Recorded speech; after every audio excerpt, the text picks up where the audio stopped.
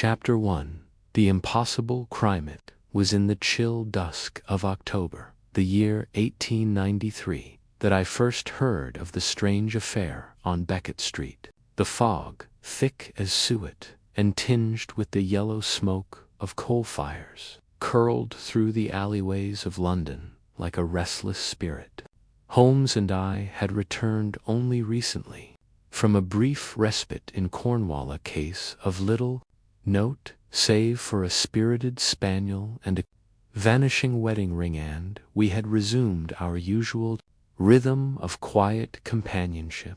In Baker Street, I was at my desk, drafting a medical note, when a knock came at our door, not hesitant, but brisk and urgent, followed by the unmistakable voice of Inspector Lestrade from the landing. Holmes, lounging in his armchair with a cigarette poised delicately between his fingers, did not rise. "Do let him in, Watson," he murmured, not turning his gaze from the ceiling.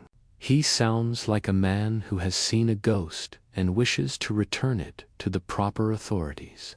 I obliged, and soon Lestrade entered, his usually neat appearance rumpled, his cheeks ruddy from the cold, and his bowler hat clutched like a shield. "You'll forgive the hour, Mr. Holmes," he began without preamble, "but I've come from a scene that makes no earthly sense." Holmes gestured toward the hearth. "Then you've come to the proper place. Sit, compose yourself, and tell us what has the Yard in such a fluster." Lestrade sat, casting a wary glance at me before speaking. "It's Becket Street, the old end, near the river. Bit of a forgotten corner, just a few lodgings and an abandoned warehouse. We had a call this morning, woman shrieking loud enough to raise St. Paul's. Her lodger had vanished in the night. Vanished, mind you, not fled. The door was bolted from the inside, and the windows are sealed shut with rust and age.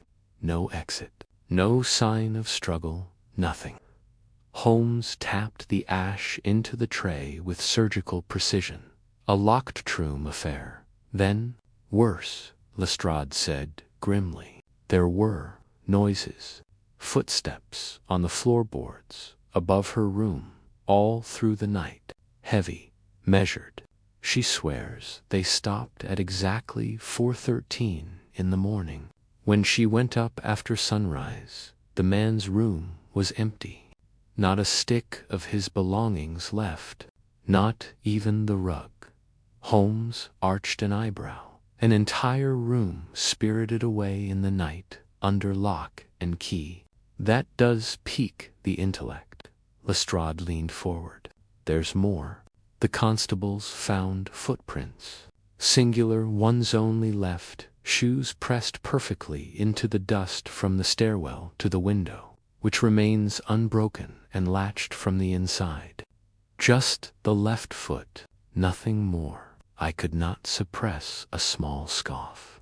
Surely the woman is mistaken, a product of dreams or laudanum. Holmes's voice was quiet but razor-sharp.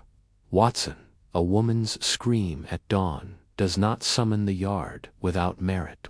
Lestrade, tell me what of the lodger himself? Name, occupation, reputation." Lestrade hesitated. "No name on record. Paid weekly. Always in cash. Quiet fellow. No visitors. The landlady said he spoke rarely, and when he did, it was always in whispers. Claimed he was a writer of some sort. She only ever saw him by lamplight. Always walked with a cane, she said, though no limp. A writer who never writes and leaves no trace," Holmes mused. "A whisperer who walks with one foot." "I brought this," Lestrade said, and produced a folded sheet of notepaper, carefully extracted from his inside coat pocket with gloved fingers. "Only thing found in the fireplace. Almost completely burned, but the constables fished it out in time." Holmes took the page and held it to the firelight. The top and bottom had charred 2 black flakes, but a line remained legible in the center, just a single sentence. He speaks in footsteps because words betray him. A silence settled upon the room.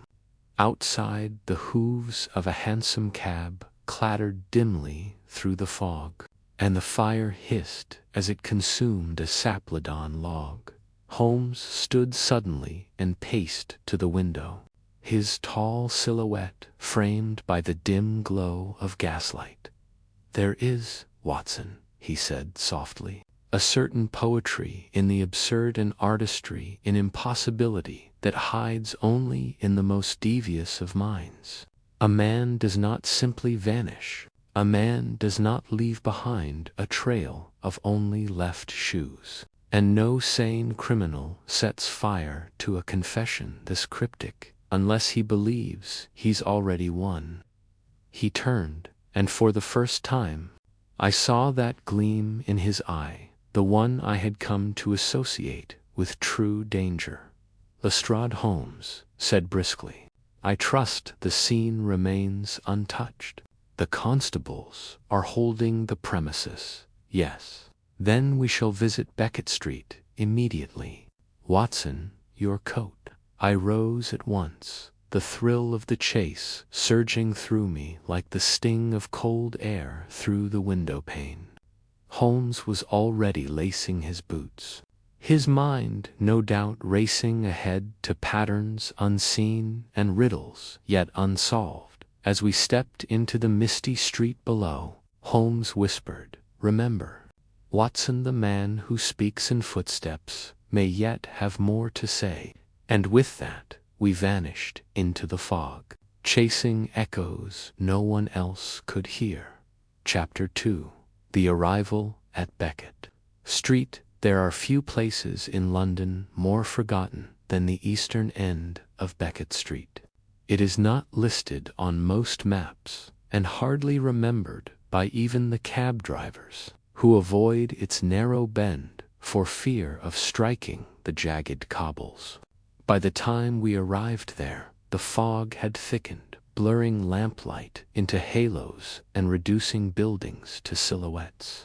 The street, flanked by derelict brick walls and shuttered windows, had the feel of a stage set after the curtain had fallen, nearly silent and emptied of actors. Lestrade led the way, his boots crunching over broken glass and gravel, the gaslight flickering weakly over his shoulder.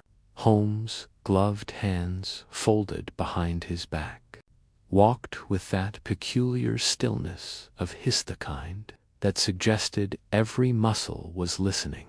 The house in question was number 14, a 3-story terrace structure of soot-stained brick, its windows dark, save for the glow of lanterns set inside by the constables. The front door, painted a peeling red, hung slightly ajar. "Watch your step," Lestrade muttered, stepping aside for Holmes. "The landlady's waiting upstairs. Name's Mrs. Kilburn." It was she who reported the lodger missing. Holmes made no reply as he crossed the threshold, but I noticed his eyes pass over everything: the scuffed doorframe, a splatter of something dark near the skirting board, the absence of a mat. The interior was as bleak as the street outside. The hallway was narrow and lined with faded wallpaper, curling at the corners like parchment. A faint scent of damp wool and wood smoke lingered in the air.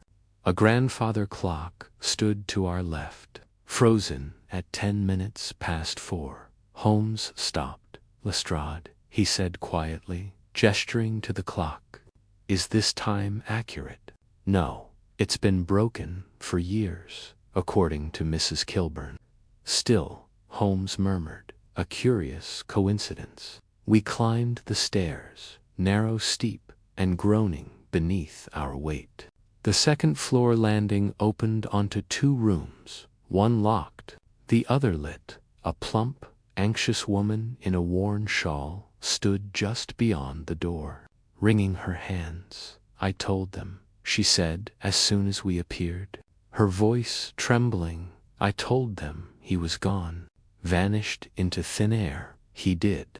I heard the steps all night, up and down, slow and steady.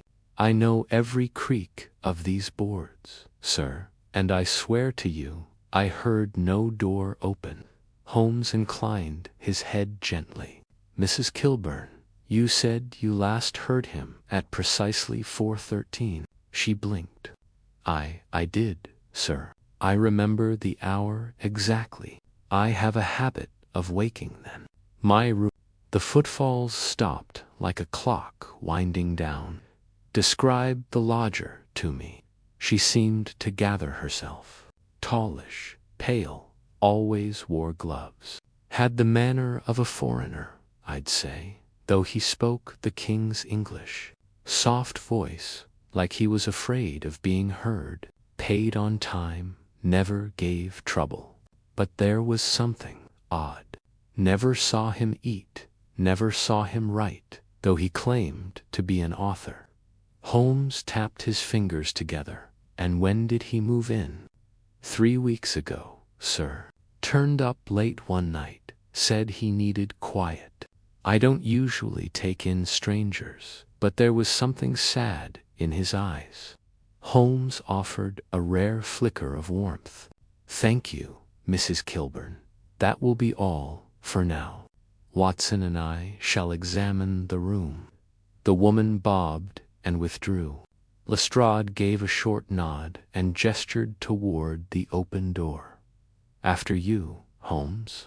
The lodger's room was sparse, but not without signs of use. A bed with neatly folded sheets, a small writing desk bare, a chair, and a fireplace half filled with blackened paper.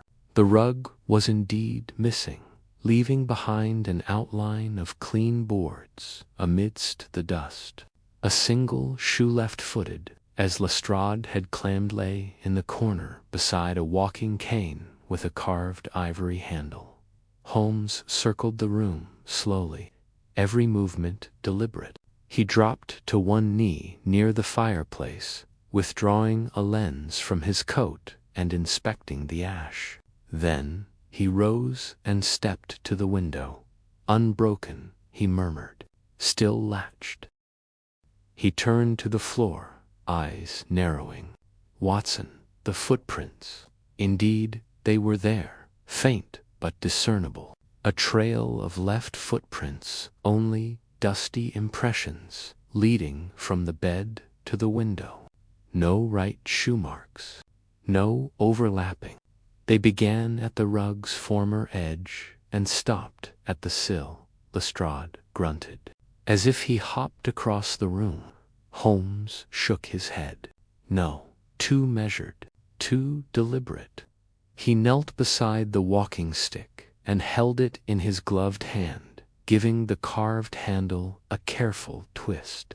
It resisted, then gave. Inside was a hollow compartment, empty. "Interesting," Holmes muttered. "What do you suppose was inside?" I asked. "Something narrow, possibly paper, perhaps a map, perhaps instructions." He examined the cane again. A smuggler's tool or a spy's prop? He turned toward the fireplace and removed the partially burnt scrap Lestrade had shown us earlier. Then, from his pocket, he produced a small brush and began to sift gently through the ash. After several minutes, he paused. "Here," he said. He drew out a corner of parchment, barely legible, with what appeared to be a red wax seal, half melted. "Not standard stationery," Holmes said softly. "This is handmade Italian, I believe. Expensive, rare." Lestrade scratched his head. "You think this fellow was some sort of foreign agent?" Holmes didn't answer directly. Instead, he moved to the door and cast a long look back over the room. "Watson, he said. What is missing? I blinked. The rug, obviously, yes, but more than that. I frowned. There are no clothes, no trunk, no books, no shaving kit, no evidence of prolonged residence. Holmes nodded. Quite. He left nothing, except precisely what he wanted us to find. He turned to Lestrade. Have the downstairs chimney swept, and ask the postman if he ever delivered anything to this address. Lestrade frowned. Why? Because, Holmes said quietly, we are not dealing with a man who vanished. We are dealing with a man who never truly appeared. Chapter 3. The First Clues. A Scene of Deception. Gray morning deepened to a wan and cheerless afternoon as we continued our inspection of number 14 Beckett Street. Holmes had dismissed Mrs. Kilburn with a few soothing words, and Lestrade had taken his leave to begin inquiries on Holmes' instructions. That left Holmes and me alone in the lodger's room, a room that offered no sense of personality, only calculated emptiness. Holmes moved through it like a surgeon probing with precision, dismissing surface impressions in favor of those small inconsistencies which, I knew from experience, were the real conduits of truth. I stood at the window, peering down at the street below. There's no fire escape, I said, and even if there were, it would have left some trace scratches on the sill, displaced soot, a loosened pane. Indeed, Holmes replied, crouched now at the desk, and yet the man is gone. He stood, his long fingers brushing over the empty desktop. Observe, Watson. There is no dust on the writing desk. The rest of the room is thick with it behind the bedstead, under the chair. But this surface was wiped clean, recently. But there are no papers, no ink will not, even a blotter. Precisely. A man claims to be a writer, maintains a desk meticulously clean, and leaves no writing at all. He turned and began to pace slowly, his keen eyes sweeping the walls, the ceiling, the skirting boards. Then he stopped suddenly and knelt again by the fireplace. I joined him. Here, he said, gesturing to a loose tile at the hearth's edge. He lifted it gently, revealing a shallow hollow beneath. Inside lay a sliver of what appeared to be fine wire, no longer than a knitting needle, coiled with something sticky and gray clinging to it. Chewing gum? I asked, wrinkling my nose. Holmes allowed himself a ghost of a smile. A vulgar assumption, but not incorrect. A common brand, likely used to secure this wire to something. He held it to the light. You see the faint notches. This wire was twisted and stretched, used for tension, possibly to secure a line. But what was it affixed to? He rose and moved again to the window, examining the frame with care.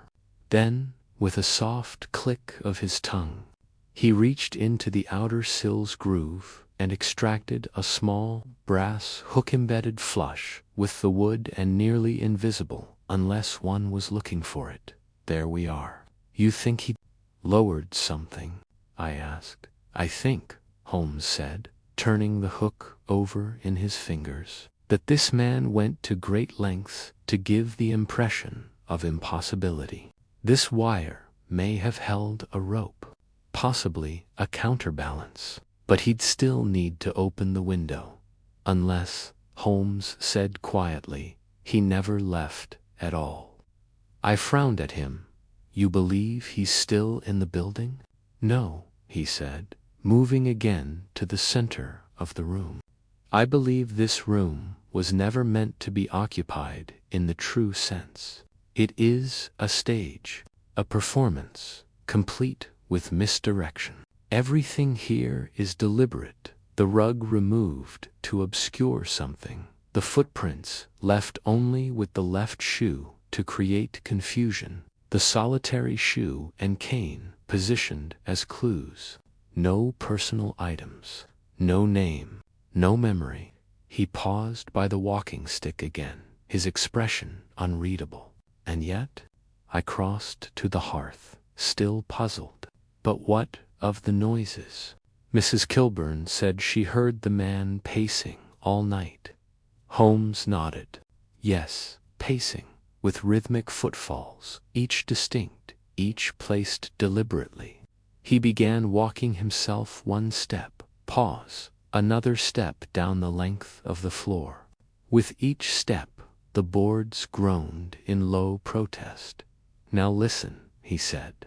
Each step sounds slightly different. The boards here are older than the house reclaimed timber, perhaps. You hear that squeak there, and that dull thud near the wall. I nodded slowly. Mrs. Kilburn knows this house like her own breath. If someone were to learn the tone of each board, record it in their mind, even rehearse it, they could recreate the sound of walking without truly walking. But to what purpose? Holmes stopped and looked directly at me. To create an alibi without presence. To anchor suspicion to a man who had already gone or had never arrived. Footsteps are the oldest sound in a house, Watson. They carry meaning, urgency, hesitation, purpose. This man or whoever orchestrated this used sound as a substitute for being the idea chilled me. At that moment, a light tap came at the open door. A young constable appeared, cap in hand. "Beg pardon, sir," he said. "Inspector Lestrade sent word. The postman's been found. He never delivered a thing to this house. No letters, no packages, nothing in 3 weeks." Holmes gave a sharp nod. "Thank you." The constable hesitated. "There's one more thing. Mrs. Kilburn says she remembers seeing the lodger, only from behind, always with his hat on, always ascending the stairs, never descending. She thought it odd, but never gave it a second thought." Holmes's eyes gleamed. "Now that," he said, "is most instructive." When the constable had gone, I turned to him. "You think the lodger was an impostor?" "Not merely an impostor, Watson," Holmes said softly. "An illusion." He turned back to the room and stood in its center once more. "There is one final oddity. The rug. It was removed, but why?" "To hide footprints," I suggested. "Or blood." He shook his head. "No signs of either. But perhaps something else." Holmes knelt again and examined the floor where the rug had once lain. His fingers traced a narrow groove between the boards. "Ah, yes, that explains much. What do you see?" "Scratches. Thin, even parallel. Something heavy was dragged here. Possibly a case or a box. Wooden, recently lacquered, judging by the faint shine near the grain." He stood, brushing off his knees. "Watson, the man who spoke in footsteps, has left us a great deal to consider, but not a single truth." "Not yet." I looked again at the vacant room, the carefully chosen clues, and the oppressive silence now pressing against the walls. "There's something deeply wrong here." "Holmes," I said quietly. "Yes," he agreed, "and it is not over." Chapter 4. The gathering of suspects. The following morning was brighter, though no less cold, and the fog had begun to lift in streaks from the rooftops of Becket Street. Holmes and I stood once more in the sitting room of number 14, the lodger's room sealed for the moment, while Lestrade busied himself with the task Holmes had requested, bringing in those few individuals whose lives had, however faintly, touched the vanished man. It is often in the minor players, Holmes murmured as he examined his watch, "that the play's true shape is revealed." He paced as he spoke, eyes glinting with that curious brightness which always attended his concentration. "Each person we speak to today may offer only crumbs, but, Watson, you have seen how even the smallest crumb, properly traced, leads us to the loaf." The door creaked open. Lestrade entered first, followed by a lean, balding man in a coal-streaked coat and fingerless gloves. He smelled faintly of grease and burnt oil. "Mr. Harker," Lestrade said, "the night watchman from the warehouse adjacent, says he might have heard or seen something." Holmes turned to face him. "You were on duty last night?" "Every night, sir," said Harker. "Don't sleep regularly any more. My bones don't let me." "And did you see the lodger at number 14? "Never, sir." "Not his face." "Heard him, though. That's why I came. I hear things." Holmes tilted his head slightly. "Go on each night. Around the same time near 4 o'clock, I'd hear these sounds, footsteps, precise, pacing, always upstairs in that house. But there's something wrong with them, sir." "Wrong in what way?" Harker shifted, visibly uncomfortable. "They echoed wrong. Not like real steps. Like someone imitating the sound to measured, to hollow. It wasn't natural." Holmes regarded the man with interest. "Did you ever see light from the windows?" "No, sir." "Curtains drawn, and heavy ones at that. Did you ever hear a voice?" "No voice, but sometimes I thought I heard scratching." Holmes paused. "Scratching?" Harker nodded. "Faint, like from inside the walls." "Thank you, Mr. Harker. You may wait outside." As the watchman was led out, Holmes turned to Lestrade. "How many more?" "3," Lestrade replied. "Mrs. Kilburn insisted we speak with her niece, who helps her with the cleaning. And there's the landlord, Mr. Bletchley, lives in Southwark, came by when I sent word. Also, the cobbler from the corner names, Ezra Flint, sold the lodger his shoes. Let's have the niece."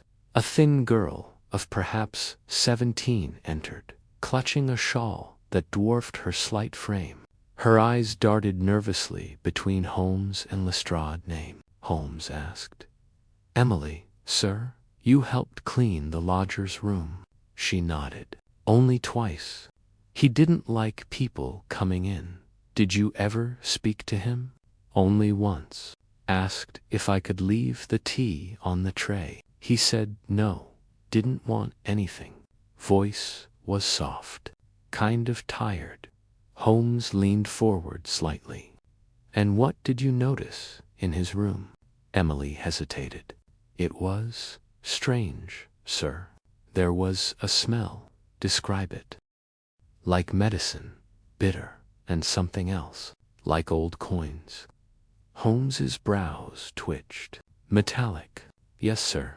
And once, when I went in early, I found a matchbox on the desk. Opened it 'cause I thought it was empty, but there was a little scrap of cloth inside, red and stitched with something." "Did you keep it?" "No, sir. I left it where it was." Holmes nodded slowly. "You've been very helpful, Emily." She curtsied and exited quickly. Holmes said nothing for a long moment, fingers steepled. Then the scent, bitter and metallic, possibly a compound chloroform, ether, or blood, I suggested quietly. Holmes gave no reply, and Lestrade brought in the next man, Mr. Bletchley, the landlord, a wide-shouldered fellow with a banker's mustache and tobacco-stained cuffs. He looked as though he'd been summoned from sleep and resented the interruption. "I'll say this straight," he began. "I don't know a thing about the man except he paid 3 weeks in advance and never bothered me.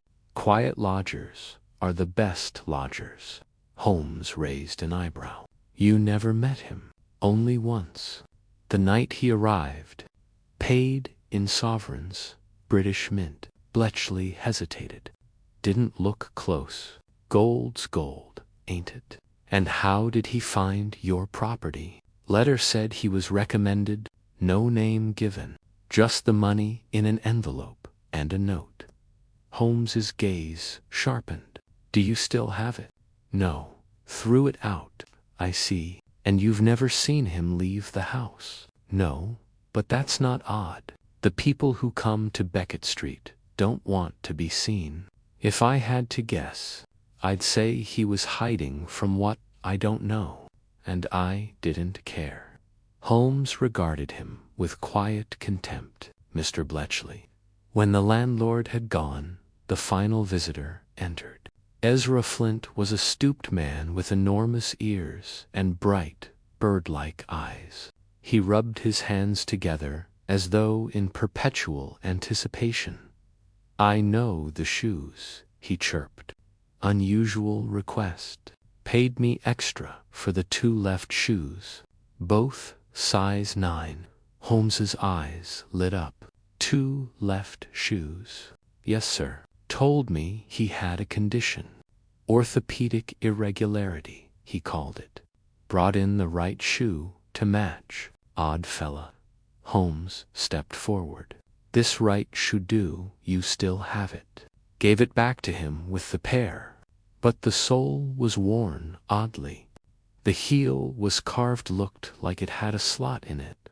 Holmes's voice was quiet, like it contained something. "Could've. Never asked. I make shoes. I don't solve puzzles." Holmes nodded thoughtfully. "Thank you, Mr. Flint. That will be all." When the room was finally empty, Holmes stood motionless for a long time. Then he turned to me. "2 left shoes, Watson. Scratching sounds. A shoe with a hidden compartment. A scent of chemicals. A rug was removed to hide grooves, and footsteps performed like a metronome. We are circling something theatrical, something deceptive." "And the man?" Holmes's eyes darkened. "He may not be a man at all. Or, if he is, he may not be the one we think." He crossed to the window, then spoke almost absently. "Watson, what do you know of ventriloquists?" Chapter 5. First Suspects. The red herring the morning after our interviews. Holmes was uncharacteristically silent during breakfast. He consumed his toast with mechanical precision, eyes distant, mind occupied. It was only after I had set down my second cup of tea that he rose, retrieved his violin from the corner, and began to play soft, wandering notes that moved from melancholy to mischief and back again. I waited until he had finished the final phrase before speaking. "Holmes, you mentioned ventriloquism yesterday. Do you believe someone was imitating the lodger's presence?" Holmes set the violin aside carefully. "Not merely imitating, Watson. Crafting a performance. A simulation so convincing that even footsteps, an inherently physical act, became sound without substance. A conjuring trick. A red herring, most likely, and not the only one." Just then, a knock interrupted us. Mrs. Hudson entered with a telegram on a silver tray. Holmes opened it and read in silence.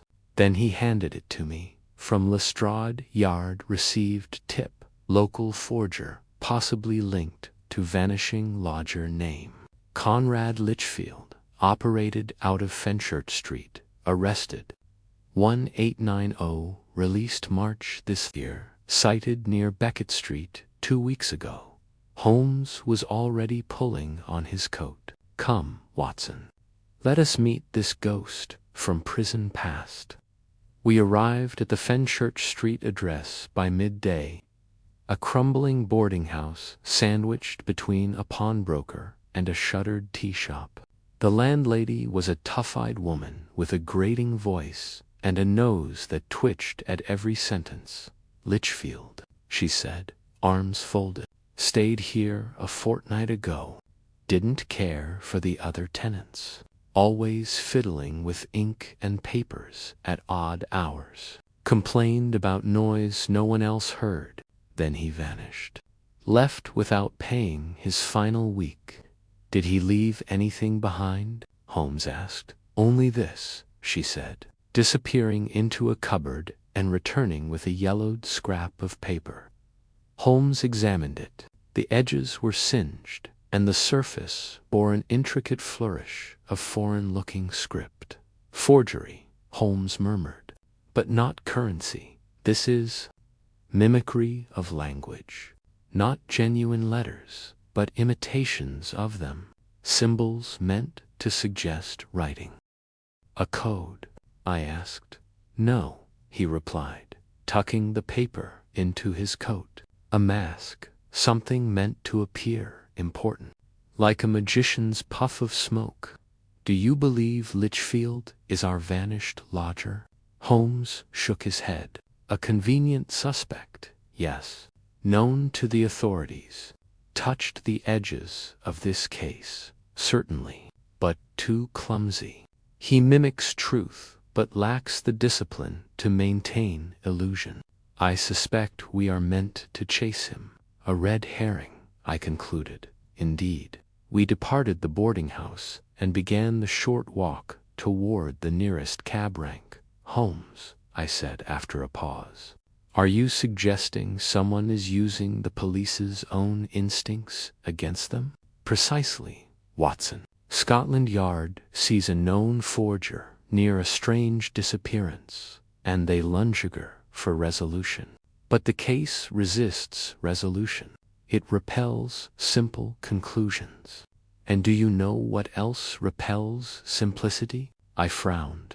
"You'll tell me, I'm sure." "Stagecraft," Holmes replied. "Illusion, trickery, theatrics." He fell silent as we boarded the cab and gave the address for the Yard. We were met there by Lestrade, who looked both pleased and slightly defensive. "Well," he said, "we've issued a search warrant for Litchfield's old haunts. He's a slippery one. Could be hiding under another name, or he could be precisely where the real criminal wants us looking." Holmes said mildly. Lestrade frowned. "You don't believe he's involved?" "Oh, I believe he may be involved," Holmes said, "but not in the central sense. He may have been a tool, or a decoy." Lestrade shook his head. "You've got more patience than I do." Holmes smiled faintly. "Patience, Inspector, is the currency in which truth is bought." As we turned to leave, a young constable rushed down the corridor toward us.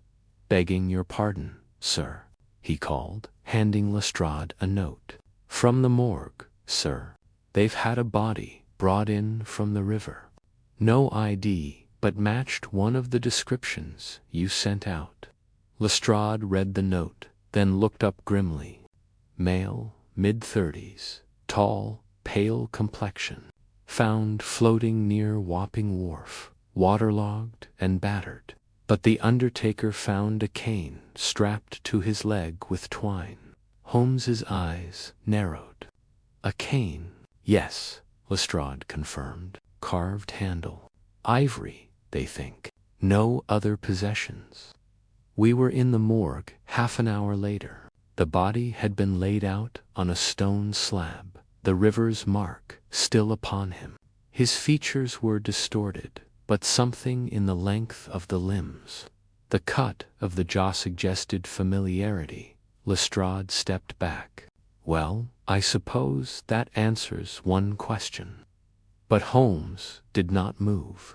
He studied the corpse with silent intensity, then knelt beside the slab and examined the cane, which had been placed nearby. "This is the same as the one from the room," I said. Holmes nodded, then lifted the cane, twisting the handle. It opened again to reveal a hollow core, this time not empty. He extracted a thin roll of paper, soaked and barely legible. "Lestrade," he said quietly, "have this dried and examined. No ink should be lost. I suspect it is more than a signature." Lestrade took the scroll with gloved hands. "You still think this isn't our man?" Holmes's gaze lingered on the corpse. "I think someone wanted us to find a dead man with the right cane, but not the right soul." As we departed the morgue, Holmes muttered, half to himself, "The more a trick resembles reality, the more dangerous it becomes. And this is a master illusionist's work." Chapter 6. The Secret Clue. A Hidden Inconsistency. Was late afternoon by the time we returned to Baker Street. Holmes's mood was unreadable as he removed his overcoat and stood at the window, fingers steepled beneath his chin. Outside, the sky had darkened, a veil of gray clouds casting shadows across the rooftops of London. The death at Wapping Wharf had shaken something loose in Holmes, not fear, nor certainty, but a renewed intensity. As though the mystery had entered a sharper, more dangerous phase, he spoke at last. "There's something amiss, Watson. Something just beneath the surface, like a ripple under calm water. You doubt the identity of the corpse." "I doubt everything about it," he said. "From the timing to the location. Most of Ali doubt the cane, but it matched," I insisted. "Even the hidden compartment. Surely such a detail cannot be a coincidence." "True, but tell me this. If you had gone to the trouble of hiding a message inside a cane, would you abandon it in a lodging house? And then carry a second one, identical in every detail, on your person?" I frowned. "You're suggesting to canes." Holmes nodded slowly. "Either that, or someone made a copy of the first, a replica, down to its mechanism. But to what end? To confuse the investigation, perhaps, or perhaps to signal something. The cane left in the room was a message for us. The one on the corpse well, that is a message for someone else."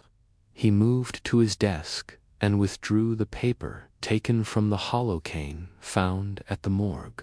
It had since been dried, and though water damage had blurred much of the ink, one portion remained legibly a crude sketch, almost like a floor plan, marked with a curious triangle at the center.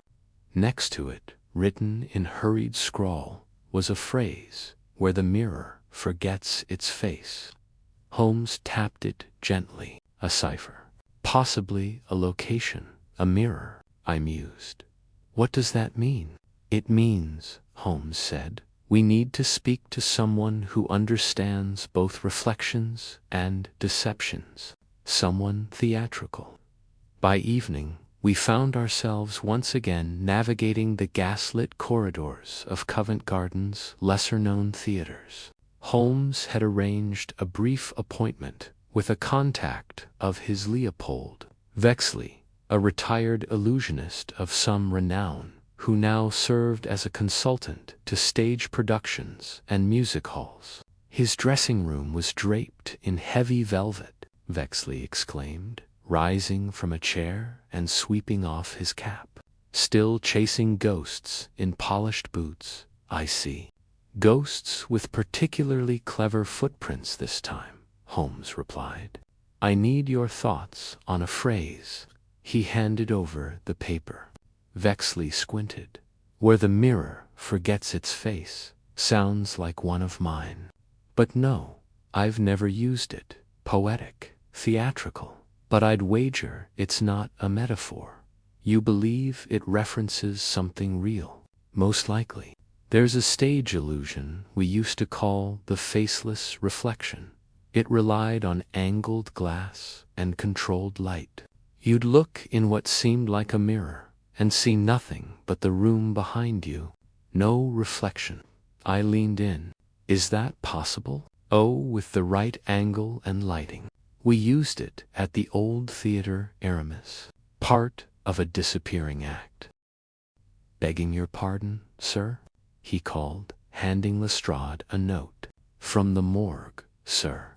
They've had a body brought in from the river. No ID, but matched one of the descriptions you sent out. Lestrade read the note, then looked up grimly.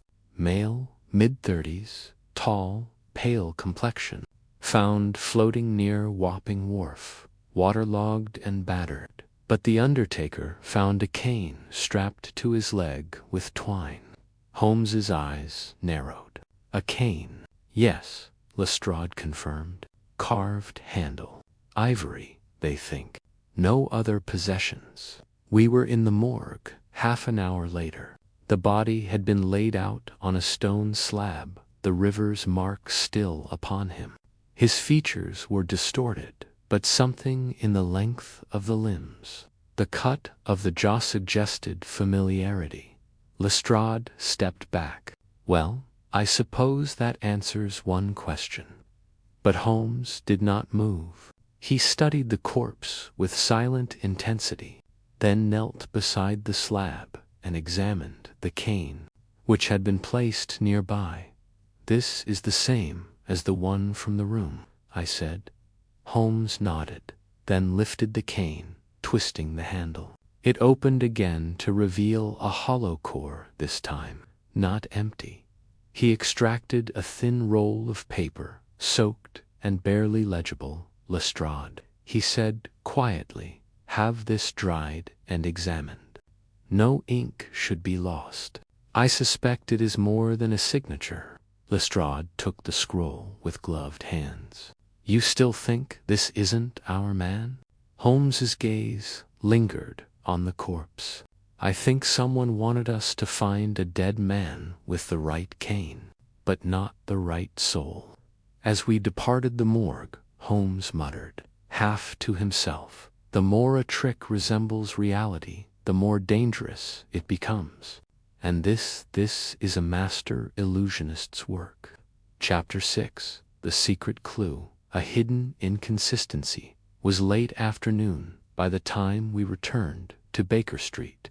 Holmes's mood was unreadable as he removed his overcoat and stood at the window, fingers steepled beneath his chin. Outside, the sky had darkened, a veil of gray clouds casting shadows across the rooftops of London.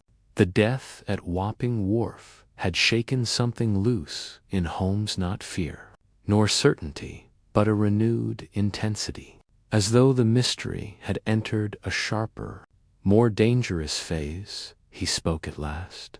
There's something amiss, Watson, something just beneath the surface, like a ripple under calm water. You doubt the identity of the corpse. I doubt everything about it, he said. From the timing to the location, most of all, I doubt the cane. But it matched, I insisted. Even the hidden compartment. Surely such a detail cannot be a coincidence. True, but tell me this. If you had gone to the trouble of hiding a message inside a cane, would you abandon it in a lodging house? And then carry a second one, identical in every detail, on your person? I frowned.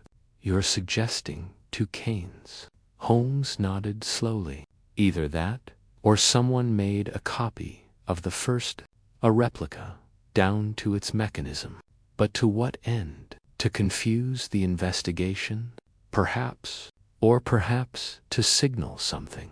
The cane left in the room was a message for us. The one on the corpse well, that is a message for someone else. He moved to his desk and withdrew the paper taken from the hollow cane found at the morgue. It had since been dried, and though water damage had blurred much of the ink, one portion remained legible, crude sketch, almost like a floor plan, marked with a curious triangle at the center. Next to it, written in hurried scrawl, was a phrase, "Where the mirror forgets its face." Holmes tapped it gently. A cipher. Possibly a location. A mirror. I mused. What does that mean? It means, Holmes said, we need to speak to someone who understands both reflections and deceptions. Someone theatrical. By evening, we found ourselves once again navigating the gaslit corridors of Covent Garden's lesser-known theaters. Holmes had arranged a brief appointment with a contact of his Leopold Vexley, a retired illusionist of some renown, who now served as a consultant to stage productions and music halls. His dressing room was draped in heavy velvet, the scent of grease paint and dust hanging in the air like perfume. "Sherlock," Vexley exclaimed, rising from a chair and sweeping off his cap. "Still chasing ghosts in polished boots, I see." "Ghosts with particularly clever footprints this time," Holmes replied. "I need your thoughts on a phrase." He handed over the paper. Vexley squinted. "Where the mirror forgets its face." Sounds like one of mine. But no, I've never used it. Poetic, theatrical. But I'd wager it's not a metaphor. You believe it references something real. Most likely. There's a stage illusion we used to call the faceless reflection. It relied on angled glass and controlled light. You'd look in what seemed like a mirror and see nothing but the room behind you. No reflection. I leaned in. Is that possible? Oh, with the right angle and lighting. We used it at the old theater, Aramis. Part of a disappearing act. Holmes's eyes gleamed. The theater Aramis's, it's still intact. Vexley chuckled. Closed for years. Fell into disuse after the fire. Burned the east wing, though the main stage survived. Still standing, last I heard. No one goes in now. Superstitious nonsense about a woman vanishing mid-performance. Then, it's exactly the place we're looking for, Holmes said. We arrived at the decrepit theater near midnight. The facade was crumbling, but the structure remained a monument to forgotten grandeur. Holmes produced a lockpick from his coat, and within moments, we had slipped through the side entrance into darkness. Inside, the silence was near perfect. Our footsteps echoed faintly on the dust-covered boards of the stage as we passed through what remained of the backstage area. The air was thick with the smell of old wood. Holmes held a lantern in one hand, sweeping it slowly across the walls. "There," he said, pointing toward a tarnished wall panel framed in gilt. "A mirror. Or what appears to be one." But it was not a mirror. Upon close inspection, it was a glass panel angled inward, backed by a shadowy space. We stepped behind it and discovered a hidden passage, a narrow corridor stretching into darkness. Holmes's voice was hushed. Vexley was right. The faceless reflection. Someone repurposed it perhaps recently. The passage led to a cramped chamber filled with remnants of stagecraft tropes, trapdoors, and what appeared to be an ancient lantern apparatus. But what arrested our attention was a desk in the corner, upon which sat a notebook, its pages filled with strange, looping symbols. "Forgery practice," Holmes said, flipping through it. "A hand perfecting the shape of writing without the meaning. Litchfield's, or someone else's." He paused at a page near the back, where, beneath a series of faux signatures, was the triangle symbol from the note in the cane. "Watson, I believe we've found where the illusion was built, but not the illusionist," I replied. Holmes nodded grimly. "No, but he's close. And now we've stepped behind the curtain." Chapter 7. Echoes through the curtain. The passage beneath the stage had long been abandoned, but it bore the residue of recent trespass. Though the dust lay thick across the floorboards, faint footprints could be made out in the lantern light shuffled, hesitant, as if the visitor did not wish to be followed. Holmes crouched low, examining the prints with his usual fervor. "Note the pattern, Watson. Rubber soles, likely from a modern boot, and these indentations, here one slightly deeper than the other. An uneven gait, possibly an injury, or a limp masked for public appearance." We followed the trail through the narrow corridor, which wound like a serpent through the underbelly of the theater. Pipes protruded from the walls like skeletal arms, and water dripped from the ceiling with soft, rhythmic splashes that echoed like applause in an empty hall at the end of the passage. We came upon a wrought-iron door sealed with a rusted bolt. Holmes slid it open with effort, revealing a space beyond that bore no resemblance to the theatrical splendor above. This room was crude, almost industrial. Coal bins lined the walls, and a thick pipe ran along the ceiling. But what drew our eyes was the wooden table at the center, and what sat atop it, a collection of identical canes, 8 of them. Each one bore the same ivory handle, the same brass ferrule, and upon inspections, the same concealed compartment. "Good Lord," I murmured. "They've been manufacturing duplicates." Holmes nodded grimly. "Not merely to confuse the authorities. These canes are vessels couriers. Each one likely contains a piece of a larger message, smuggled through different hands to evade detection." He lifted one of the canes and unscrewed the head. Inside, instead of a paper, was a slim metal cylinder with fine grooves etched along its sides like the barrels of a music box. "Encoding," Holmes whispered. "Ingenious. The message is embedded not in ink, but in sound. Played through the proper mechanism, this cylinder would reveal its secret in melody or Morse." I examined another cane. Inside it, a folded paper had been carefully sealed with wax. Breaking it open revealed a single word, "Albinus." I turned to Holmes. A name, possibly, or a code name, Albinus, white albino, a reference to appearance, or perhaps a cipher, keyword. He seemed about to speak further when a sound broke the hush, a faint creak, followed by the unmistakable whisper of a foot dragging against wood. Holmes extinguished the lantern instantly. Plunging us into darkness, we stood silent, motionless. The sound came again closer, now. A slow, deliberate tread. Someone followed us in, likely hoping to recover one of these canes. Should we confront them? Not yet. Let's see who our phantom is. Holmes reached into his coat and withdrew his revolver, pressing it into my hand. "You wait here. I'll circle round behind." Before I could protest, he vanished into the darkness, gliding along the wall with the precision of a shadow. I stood still, heart pounding, the pistol cool in my hand.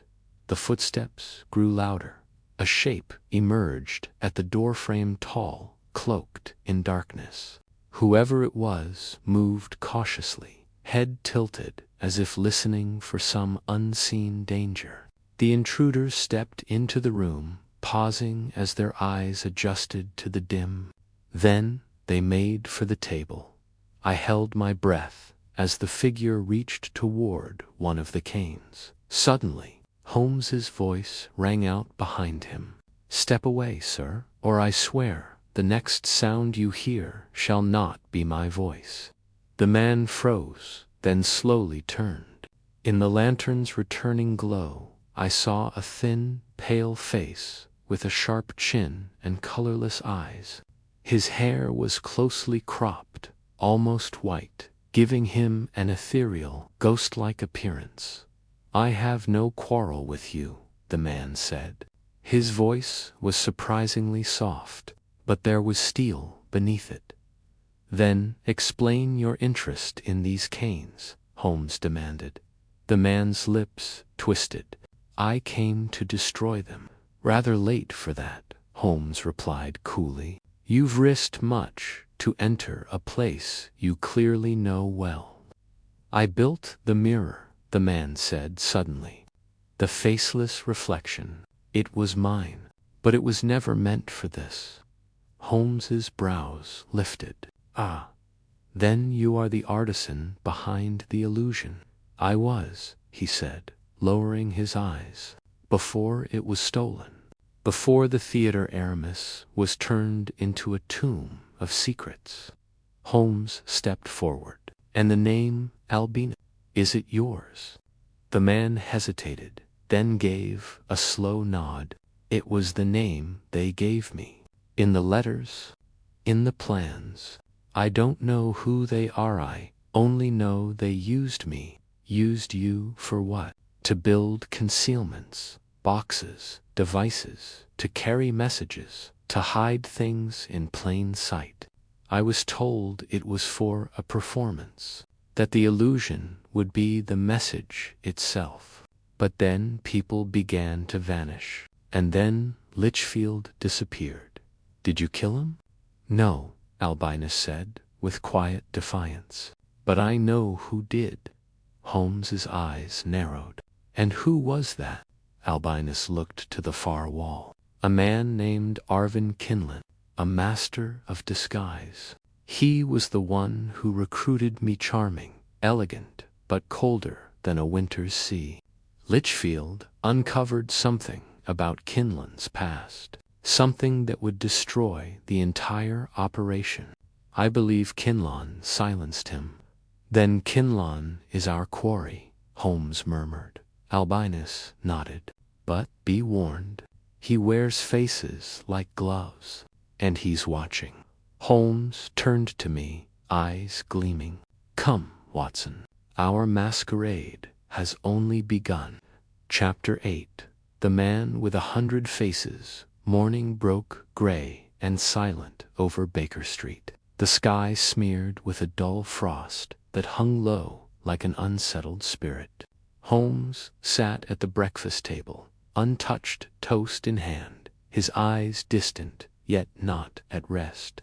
The events of the night, the hidden corridor, the cache of twin canes, and the enigmatic figure known only as Albanusat, stirred something within him. Not an alarm.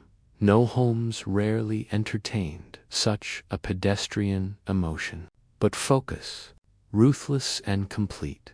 I poured his tea without asking. He did not thank me, but accepted the cup with a nod, his long fingers drumming lightly against the porcelain.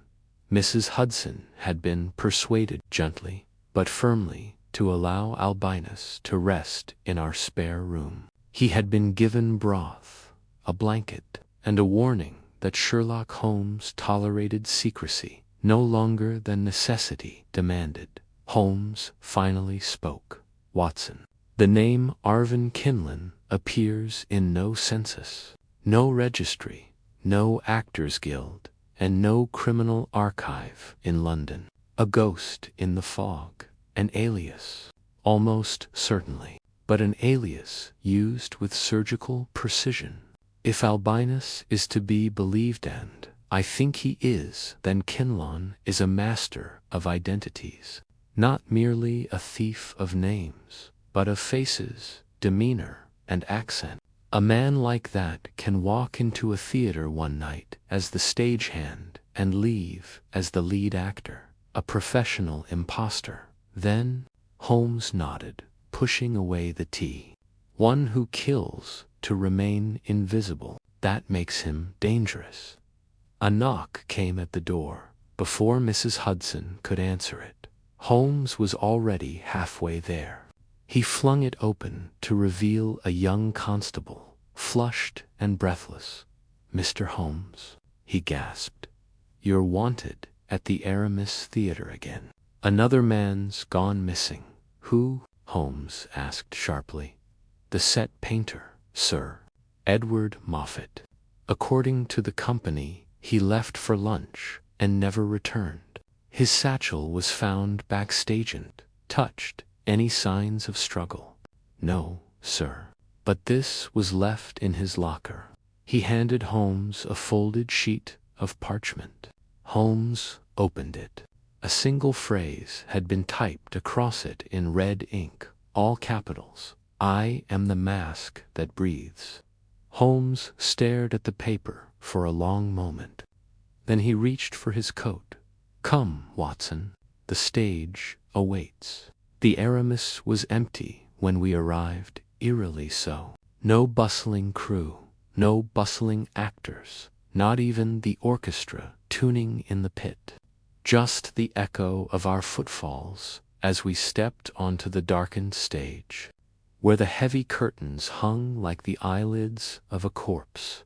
Holmes moved with careful purpose, stopping briefly at the props table before heading backstage. He peered into dressing rooms, examined makeup trays, and checked for any inconsistencies among costumes, anything that might suggest a recent intruder had passed through. In the corridor leading to the rear stairwell, he paused. This was where Moffat would have passed. "Yes?" he asked the constable who had accompanied us. "Indeed, sir." To the staff canteen below, Holmes crouched by the wall. Fresh scuff marks, 2 pairs of shoes, one heavier, possibly boots, and the other, smaller, slicker, like a dancer's slipper. He stood, brushing off his coat.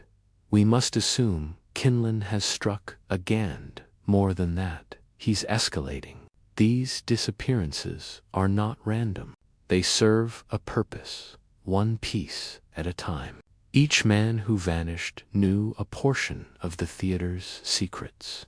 Litchfield knew the upper stage rigging, Albinus the illusory mirror, Moffat the scenery, the facade, a pattern." Then I murmured, "Indeed, someone is building toward something masked behind performance. But what?" Holmes turned to the constable. "Is there any one person here who has remained untouched by the disappearances?" The constable thought. "The wardrobe mistress, perhaps. Miss Elira Damsel. She's been here for years, never missed a day." "Then she may have seen more than she realizes," Holmes said. "Take us to her." Elira Damsel was a wiry woman in her 60s, with long silver hair twisted into a bun like a coiled rope. Her fingers were stained with dye, and her spectacles rested low on her nose as she hemmed a crimson waistcoat. She did not stop her work as we entered. "I knew you'd come eventually," she said, voice thin and deliberate. "You've seen something," Holmes said simply. She looked up. "Seen? No. Heard, perhaps. Felt, certainly. This place is no longer a theater, Mr. Holmes. It is a charade. The real performance happens behind the scenes, where the script is unwritten and the players vanish before curtain call." Holmes studied her intently. "You speak of Kinlan." She nodded. "Though I never knew his true name. He came 6 months ago. Said he was researching a role. Charming as a polished gem. But his eyes were always watching, as though memorizing your soul. And then he disappeared. Only, I don't believe he ever left." Holmes leaned forward. "You think he's still here?" "I think he's many people. I've seen faces that do not match voices. Movements that belong to other men.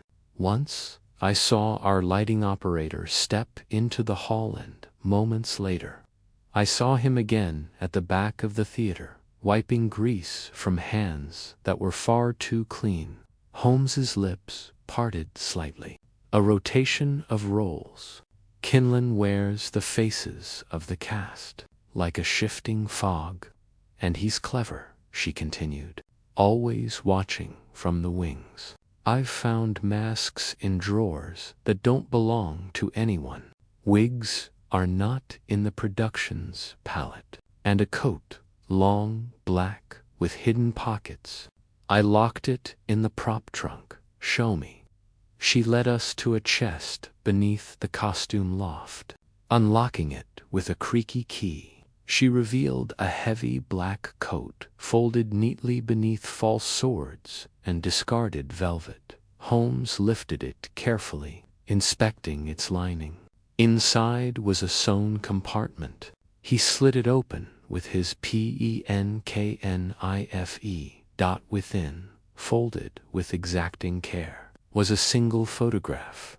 We gathered round. It showed a Manlin, tall and unsmiling.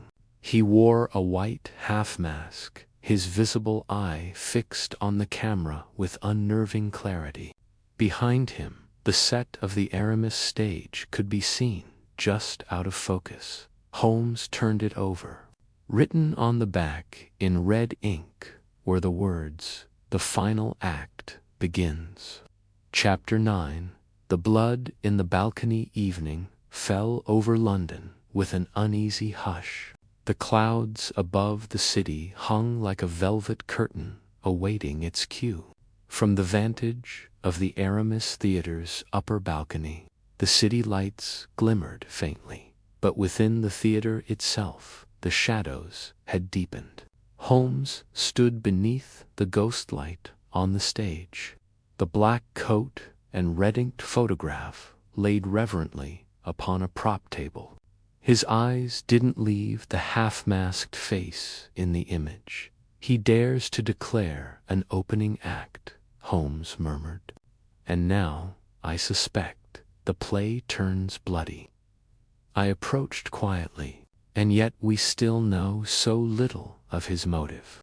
Is it vengeance, obsession, or simply mastery of deception for its own sake?"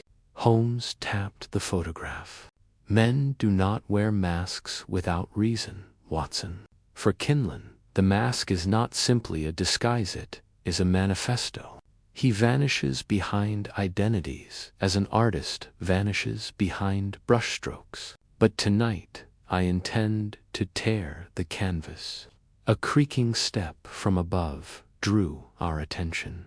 Holmes turned sharply. "Someone's in the balcony." We moved swiftly through the winding stairs that led behind the boxes, past the dust-choked passages lined with aging opera banners. The constable posted near the front entrance had not seen anyone enter, and yet now came the unmistakable rhythm of footfalls, above slow, deliberate, pausing at intervals, as if the walker wished to be heard, or perhaps mimicked. We emerged into the shadowy recess of the upper balcony. From below, it would appear empty, but here at the far edge, just above the stage's left-winger figure, stood, gazing over the rail. Holmes raised a hand to stop me. We crouched low behind the box seating's velvet curtain. The figure, slim, motionless, seemed almost like a stage mannequin, until it tilted its head slowly, listening. Holmes drew his revolver. We approach carefully. No sudden moves. We stepped forward. The figure did not turn. As we closed the gap, Holmes called out, "You've chosen an excellent seat, Mr. Kinlan, but I'm afraid the theater is closed." Still no motion. Holmes stepped beside him and turned the man gently by the shoulder. It was not Kinlan, it was Edward Moffat, the missing painter. Sat propped unnaturally on the velvet-cushioned rail, his eyes wide open. mouth parted, as if in mid-sentence, but lifeless. A single deep stab wound bloomed crimson through his waistcoat. The handle of a palette knife protruded from his chest, pinned to his lapel.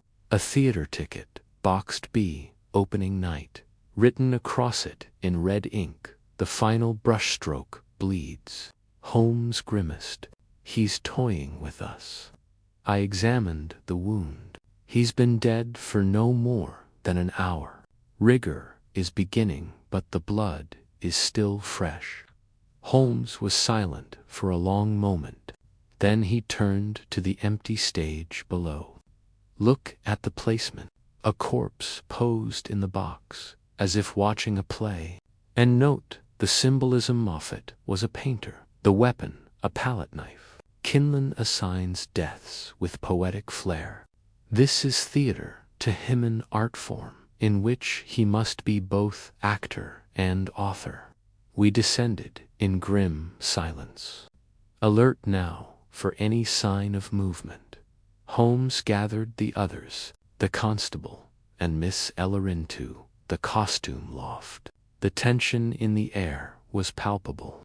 Elira sat wringing her ink-stained fingers, while Albinus refused to meet anyone's gaze.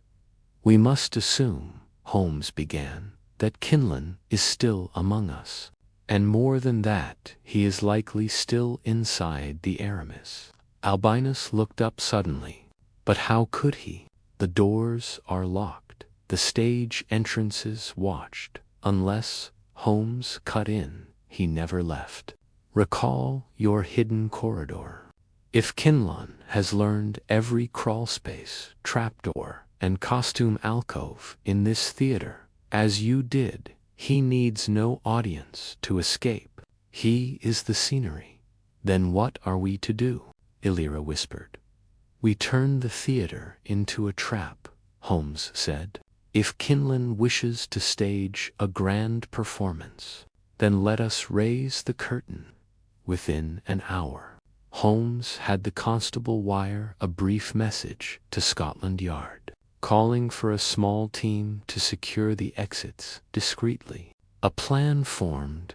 We would stage a final rehearsal, one last performance before the supposed opening night. Holmes's reasoning was sound. Quinlan was escalating.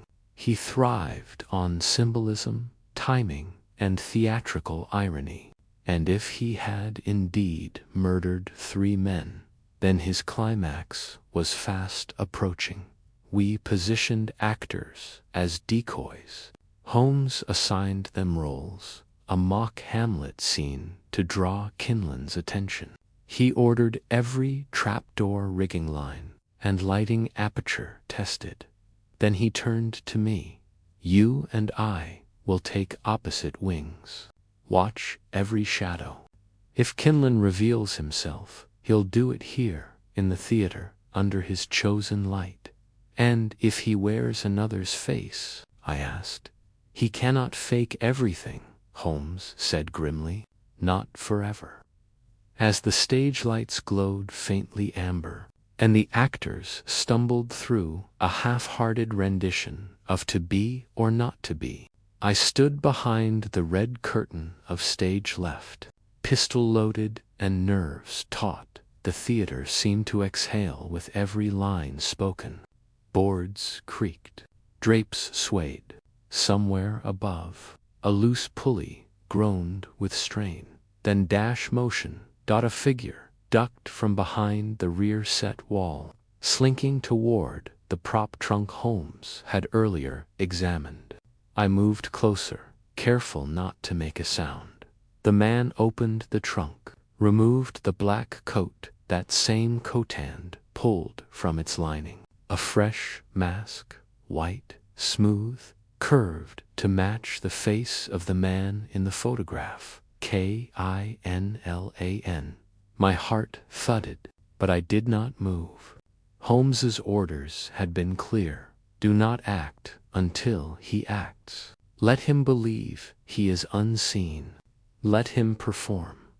Quinlan pulled the mask over his face and stepped into the light. The final act had begun. Chapter 10. The Face in the Firelight. The moment Kinlan stepped into the stage lights, the entire theater seemed to still. The audience of scattered decoys froze midline, sensing, perhaps instinctively, that something had shifted. A presence carefully cloaked until now had emerged from shadow into performance. From my vantage in the wing, I held my breath. Kinlan was clad in the same black coat from the photograph, his mask bone-white and flawless, save for the slightest crimson brushstroke across the jawline, an artist's final touch. His gloved hands moved with deliberate grace, not like a man creeping in fear, but like a performer answering his cue. He turned to face the stage, now empty save for the ghost light's dull glow, and stepped forward one slow stride after another, until he stood at the very center of the boards. Then he raised his arms, as if to embrace the invisible audience. A hush fell again from the opposite wing. Holmes emerged into view, calm, upright, revolver at his side. "I had wondered," Holmes said, voice ringing with eerie clarity, "whether the mask would finally appear without invitation." "Bravo, Mr. Kinlan, you've taken your bow." Kinlan tilted his head in mock acknowledgement. He said nothing. "You murdered Edward Moffat an hour ago," Holmes continued. "Staged him like a critic you hoped to impress posthumously. And yet I wager that you didn't see him as a rival. You saw him as incomplete, unworthy of the theater you imagined. That's why you posed him as an audience member. You needed him to witness your final act. Pity he could not applaud." Still, Kinlan said nothing. Holmes stepped closer. "Remove the mask." Kinlan raised a hand slowly, not to comply, but to reach into his coat. Holmes's arm tensed, the revolver rising a fraction. But instead of a weapon, Kinlan withdrew a folded piece of parchment. He unfolded it and held it outward, a script. Holmes took it cautiously. I stepped from the wing, revolver drawn, joining him. Elira and Albinus appeared at the rear of the theater, eyes wide. Holmes read aloud. "Final act, Scene 1. The detective confronts the phantom." Words exchanged like dueling blades. The mask, a mirror. The theater, a tomb. A chill passed over me. Holmes crumpled the page. "You've written your ending, Kinlan, but you fail to account for one detail. Reality." He gestured to me. "Dr. Watson will take your mask now, and Scotland Yard will take you after that." For the first time, Kinlan moved with intent. His left hand flicked toward his belt, where a small, gleaming object glinted, a trigger. "Down!" Holmes shouted. I tackled him from behind, just as the stage beneath Kinlan's feet erupted. Smoke billowed, a thunderous crack shook the boards, and a portion of the stage collapsed inward in a burst of shattered wood and black powder. A trapdoor? No. An explosive rigging of Kinlan's own design had opened the floor like a magician's trick gone mad. I hit the ground, coughing through smoke and splinters. When I looked up, Kinlan was gone. Holmes stood with his coat torn, a deep gash on his temple, eyes blazing with fury. He's fled through the understage. We gave chase instantly, descending into the guts of the theater. The catacombs beneath the Aramis were narrow, choking with dust, and full of warped doors and half-crumbled props from plays past. It smelled of mildew, old fire, and oil paints, long dry dot. Our footsteps echoed until suddenly they did not. Holmes held up a hand. We paused, A faint squelch. Then, breathing, not from us, he turned sharply and yanked open a door behind a mound of discarded scenery. There, huddled in the flickering glow of a broken lantern, sat James Fenwood, the missing stage manager. His eyes were wide with terror, his coat stained with dried blood. One hand was clamped around his ribs. "Mr. Fenwood," I exclaimed, kneeling, "you're alive." I couldn't move," he gasped. "He stabbed me, left me here.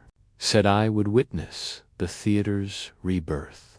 Holmes crouched low, scanning him. "You saw Himkinlin. Did he speak?" Fenwood nodded weakly. He kept quoting lines.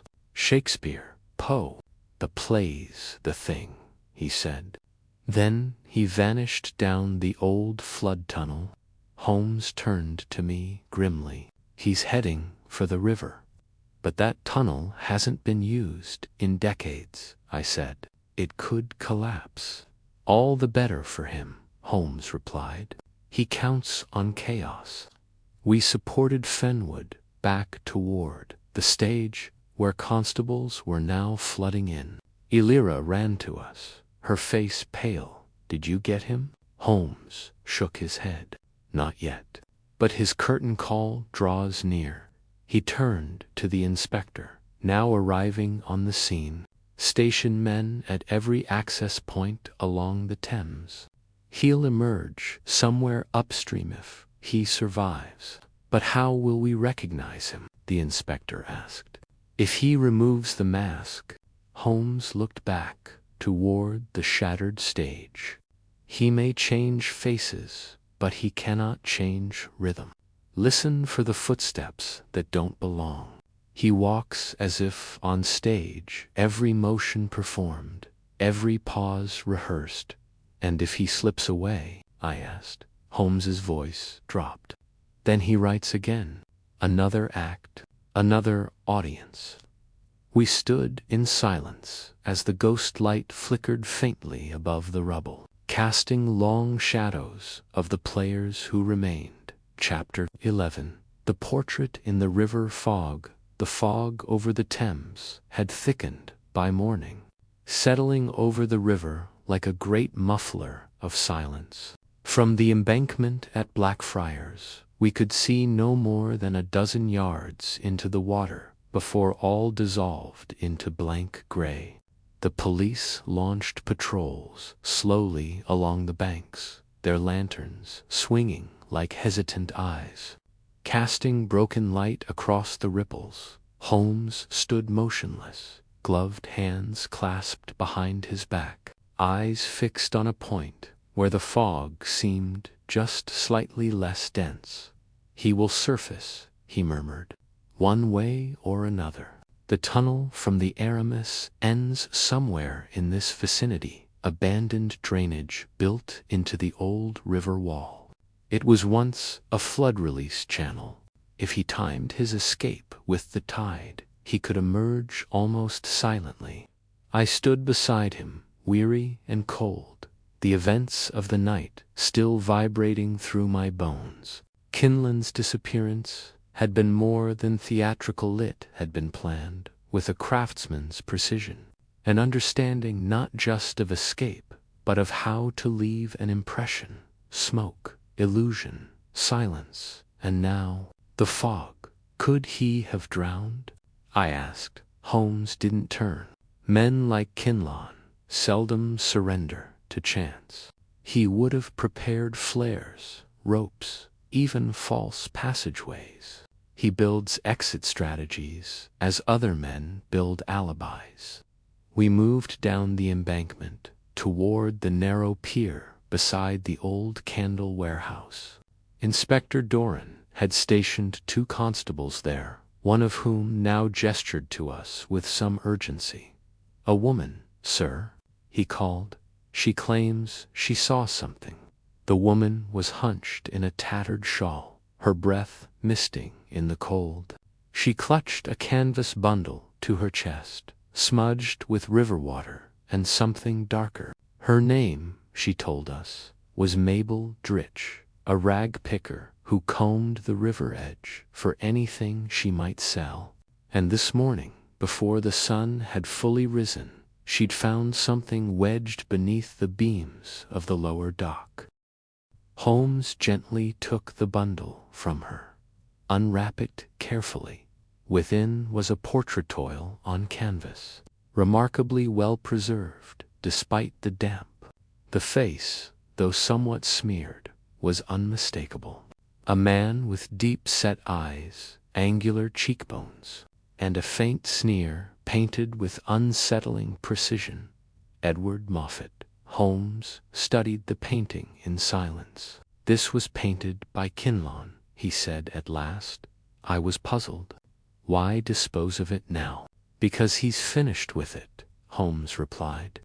"Kinlon views the world as a stage-itch victim, a character. Moffat's part is done, and so the portrait must be cast away. It's not merely disposal, it's closure, an artist's way of stepping to the next canvas." He turned to Mabel. "Did you see anyone?" She nodded, hesitating. "A man, tall, wrapped in something black, came from the arches just before dawn, dropped the bundle, then slipped into the fog, quiet, like a ghost." "Which direction?" She pointed east, toward Lambeth. Holmes handed her a sovereign. "You've been most helpful." We pressed on, following the path she indicated. The banks were slippery with algae, and the early light did little to pierce the growing mist. Here and there, water lapped gently against the stone, betraying no trace of the man who had moved through it. At Lambeth Bridge, a shout rang out. A constable beckoned from the far side, waving frantically. We crossed, boots echoing on the iron plates. There, beneath one of the arches, a second portrait had been found, this one lodged behind a crate of broken bricks. It was Elira Vale. Her face had been rendered in muted tones, the expression hauntingly serene except for the eyes. In the painting, Elira's eyes were closed, lids delicately shaded as if in permanent sleep. Holmes's jaw clenched. "This is not merely artistry, it's foreshadowing." I understood instantly. He intends to kill her. "Unless," Holmes said quietly, "the portrait is already posthumous." We doubled back toward the Aramis Theatre with all haste, arriving just as the constables were unbarring the main doors.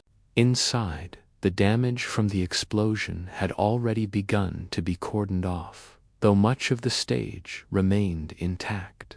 Albinus was pacing the aisle nervously. "She's gone," he told us without preamble. "Elira, she said she needed air just for a short walk. That was nearly 2 hours ago. I thought she just needed solitude after last night." Holmes moved like a thunderclap, ascending to the dressing rooms in seconds. I followed. The door to Elira's chamber was ajar. Inside, the scent of jasmine and linseed oil lingered faintly. Holmes's eyes darted over the room like lightning, noting every detail: the scarf missing from the hook, the faint smudge of soot on the windowsill, the drawer pulled half open, and then he saw it, taped to the mirror, a single playing card, the Queen of Spades. "Elira's final cue," Holmes said grimly. "He's taken her." I felt a cold ripple move through me. Where would he go? Holmes picked up the card. On its back, in meticulous ink, a single line was scrawled: "One last performance. Where light meets illusion." He turned to me, face sharpened by revelation. "The Conservatory of Mirrors," he said. I blinked. "You mean the gallery in Hull? The one that closed years ago?" "It reopened this month," Holmes said, "as an immersive theater exhibit, designed by Kinlon before his death, a house of infinite reflections. He's luring her and us into the labyrinth. He tucked the card into his coat. Come, Watson. The finale begins. Chapter 12. The House of Infinite Reflections. The Conservatory of Mirrors loomed over Holborn like a slumbering beast, its soot-darkened facade blending seamlessly into the London murk. Built in the twilight of the previous century, it had once been a curiosity for nobles and misanthropes alike, a palace of illusion, where rooms shifted with the light, and entire corridors were made of looking-glass. Closed after a fire and later declared a hazard, it had reopened just a fortnight ago under Kinlan's quiet orchestration, where light meets illusion. Holmes murmured, staring up at the sign. He practically shouts at us. He wants us here. I don't like it, I said honestly. He's leading us into a trap. Most certainly, Holmes agreed, but a trap designed by an illusionist can often expose more than it conceals if one knows how to read the seams in the deception. We were let in by a shivering caretaker who, upon recognizing Holmes, stammered something about after-hours, permissions, and theatrical inquiries. Holmes handed him a card with Inspector Doran's seal and told him to wait outside. Under police guard, the interior was exactly as I remembered from childhood tales. A long marbled foyer with 4 branching corridors, each leading to chambers of glass, lantern light, and visual trickery. The gas fixtures had been recently restored, their glow refracted 100-fold by the mirrored walls, so that one's shadow was always doubled, tripled. Warped. Holmes moved quickly but precisely, head tilted slightly as he inspected angles, surfaces, and floorboards. His footsteps echoed unnaturally, as though from several directions at once. He chose this place for a reason, Holmes said, pausing at the threshold of the eastern corridor. Each exhibit is a manipulation. He thrives here because the mirrors do what he does, reflect what you expect to see, rather than what truly is. We entered the first chamber. It was vast, round, domed, with a central pedestal on which sat a single metronome, its silver arm ticking back and forth. Around it, mirrored columns stretched from floor to ceiling, perfectly polished. Even with careful steps, our images multiplied endlessly, casting us in all directions, up, behind, beneath. Holmes signaled for silence, and then I heard it. Footsteps, soft, measured, not ours. They came from the left, or perhaps from behind. The mirrors blurred the sound's origin. A shape passed briefly across the reflection, a flicker of a cloak, or perhaps a gloved hand. I called instinctively. The only reply was the metronome's metered beat. Holmes moved swiftly to the central pedestal. He inspected the base, then pried up the surface with his pocket-knife. Beneath the metronome was a folded paper, another card, the jack of clubs, on its back. A single line. A man is never closer to himself than when surrounded by his own illusions. Holmes exhaled slowly.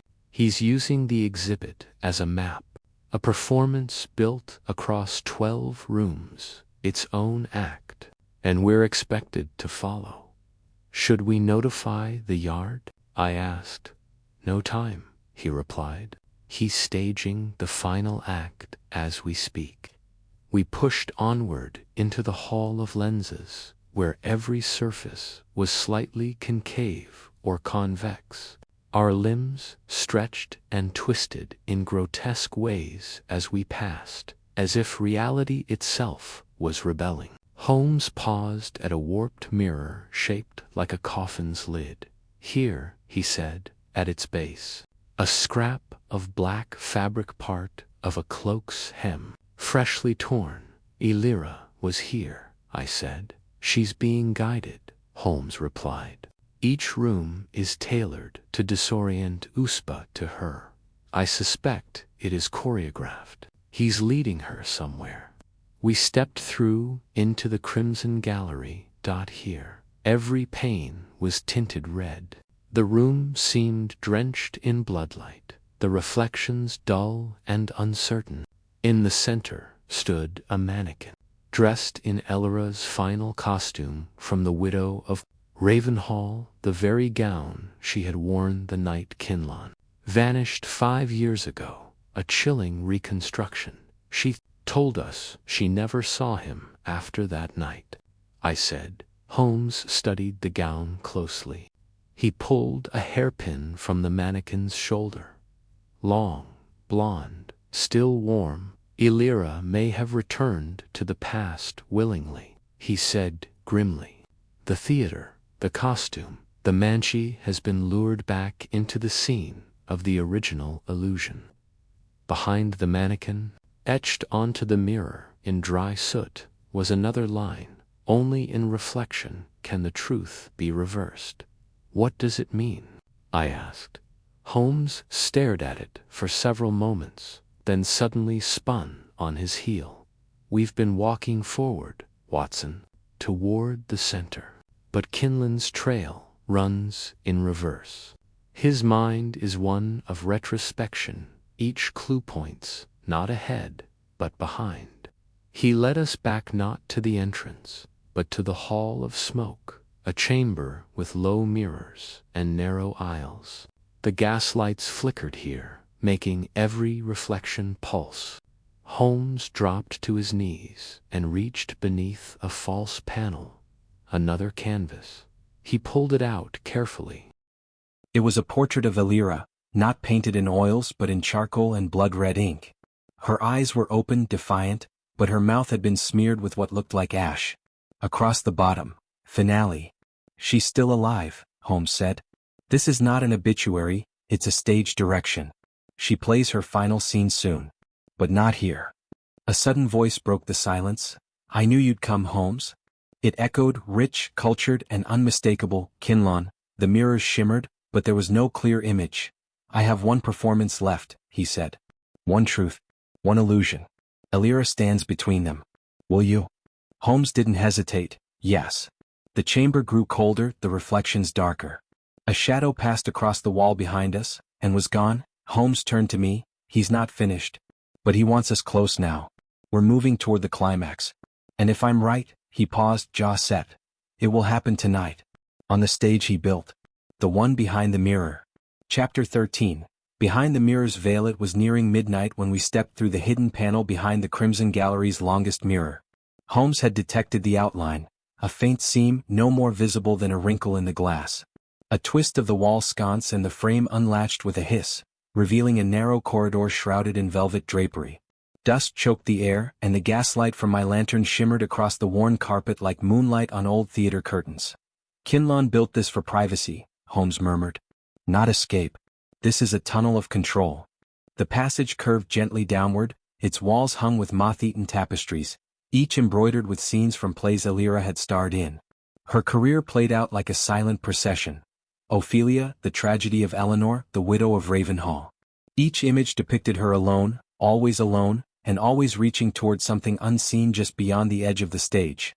I no longer believe Kinlon simply vanished, Holmes said after a time. He orchestrated his disappearance as an act of narrative symmetry, an illusionist's greatest trick. But unlike a conjurer's sleight of hand, he didn't vanish from the stage. He built a second one. A stage beneath the conservatory? I asked. Precisely. A private theater. One audience member, Elira. One performance, the final reveal. At the end of the corridor was a brass door handle in the shape of a swan's neck. Holmes opened it without hesitation. The room beyond took my breath away. It was a subterranean theater. Small, circular, with a velvet-draped stage no more than 10 feet across. Above it hung a chandelier of shattered glass, its prisms strung together in deliberate disarray. The walls were lined with mirrors, some whole, some cracked, angled to reflect the stage infinitely. A single velvet chair sat before the platform, and seated in it was Elira March. She wore her black stage gown again, though it hung looser on her frame than it had in photographs. Her gloves were off. Her expression was unreadable. "Sherlock," she said softly. "You're late." Holmes stepped forward slowly. "You weren't kidnapped." She gave a slight nod. I followed him. I felt a chill rush over my shoulders. "He left the trail for me," she continued. "I knew he would. He always said I only acted well when I had something to chase." Holmes looked around. "Where is he?" Elira raised a hand toward the stage. There, standing in the shadows, half visible in the cracked mirrors, was Auden Kinlan. That he emerged slowly, with the poise of a man rehearsing each movement. His cloak hung perfectly. His face bore the lines of 5 missing years, but his eyes were sharp and awake. "I knew you'd come, Holmes," he said. "I counted on it." Holmes remained still. "This isn't theater anymore, Kinlan. It's an obsession." Kinlan smiled. "What is theater if not obsession? Obsession with truth, illusion, and control. But you're wrong, it is theater. My last act. One final performance. You were always part of the script. And what role do you imagine I'll play?" Holmes asked quietly. Kinlan gestured to the stage. "The detective, of course. The man who uncovers everything, too late." His voice echoed across the mirrored walls. Holmes stepped up toward Elira, kneeling beside her chair. "Are you in danger?" he asked gently. Elira's eyes flickered, not with fear but something colder. "I chose to be here. Just as I chose to leave the stage. You think Auden manipulated me. But I've always known the lines. I just never said them aloud." Holmes stood. "You've been complicit from the start." Elira didn't deny it. Kinlan spread his arms. "We built something beautiful. And tonight you'll watch it collapse. Because all great illusions must end in truth." He stepped onto the stage. "Let the finale begin."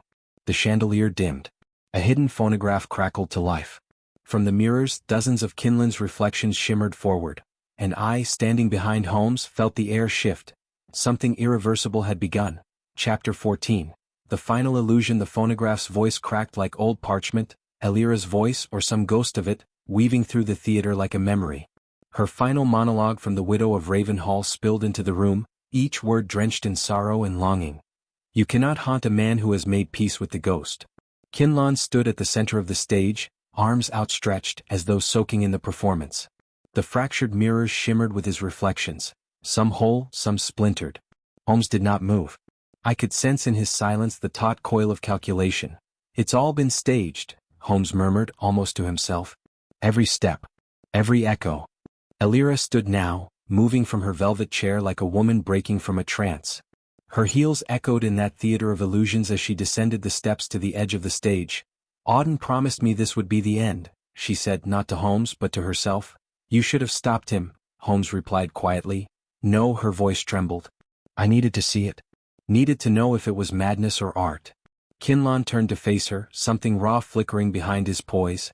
"Elira, we began this together. You knew the curtain would fall." Holmes stepped closer to the edge of the stage, studying Kinlan's every gesture. "You're not performing anymore, Kinlan. This is you, stripped of script, of lighting, of illusion. And what you've done, manipulating Elira, feigning your death, orchestrating this descent into delusion, is not a final act. It's a confession." Kinlan didn't flinch. "Confession is theater, Holmes. We all reveal ourselves before the end." He reached behind the curtains and pulled forth a small velvet-covered box. Opening it, he revealed a silver pocket watch, its hands frozen at 9:17. "The moment I disappeared," he whispered. Time stopped. The performance paused. "But now..." He snapped the window. The hands spun wildly before halting at midnight. The play resumes. The chandelier's prisms flared, throwing dizzying light across the mirrors. Holmes shielded his eyes, then called sharply, "Elira, step back." But she didn't move. Her eyes were fixed on Kinlan.